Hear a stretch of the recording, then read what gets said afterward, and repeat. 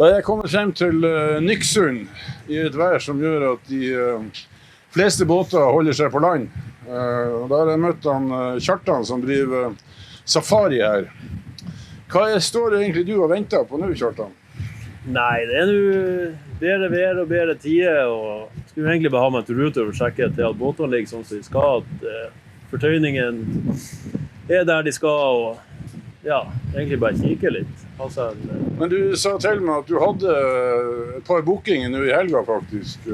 Ja, vi får jo på vinteren nå, så skreien kommer inn, så får vi jo en del bookinger. Ofte er folk sørene som har lyst til å komme oppover på det som mange av de kaller Lofotfiske. Det ganske konsekvent på. Det ikke Lofotfisk når du i Vesterålen. Er du i Vesterålen, så du i Vesterålen. Så det mange som vil oppover og prøve fiskelykken på skreien, men det jo ikke alltid at været tillater seg det. Du hadde en sommersesong bak der med pandemi, du som alle andre. Hvordan skilte den sesongen seg fra normale sesonger? I utgangspunktet så vi ganske mørkt på det.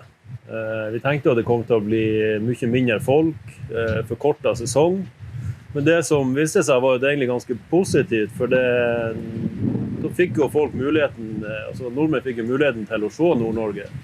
Og det har jo vært mye blest rundt Nord-Norge, og steder som folk vil se.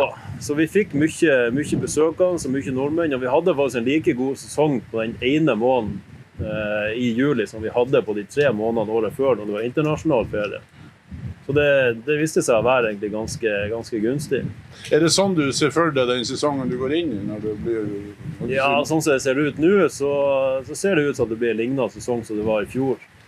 Eneste vi stiller spørsmålstegn rundt om det flere nordmenn som vil komme, eller om folk gjorde seg ferdig i fjor på en måte. Men vi begynte å stille med båter og stille med de aktivitetene som vi hadde i fjor, eller i år som i fjor. Da. Var det nordlendinger, eller var det folk sørfra som i hovedsak kom i fjor? Både og. Det jo en del lokale som benytter seg av å se områdene rundt, og en god del sørfra, men også kom det folk fra både Finnmark og Troms som ville se yttersiden her.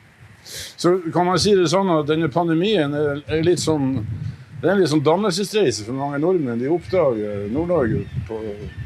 Ja, jeg synes det fint at at folk på en måte blir litt tvunget til å se Nord-Norge og Vesterålen og få satt det på kartet.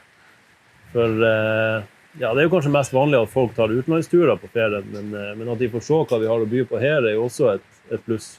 Både for nordmenn generelt, men også for oss som bor der. Nå står vi i Nyksund, som et gammelt fiskevær, som veldig godt tatt vare på men først og fremst blir det et slags museum, et oppholdssted for kunstnere, mye kaféer, overnatting. Man skjønner når man ser rundt seg hvorfor det her var i god havn. Og her har du 2 ribber liggende. Hva sier langtidsvarselet om mulighetene til å komme seg ut? Nei, det ser vel heller mørkt ut.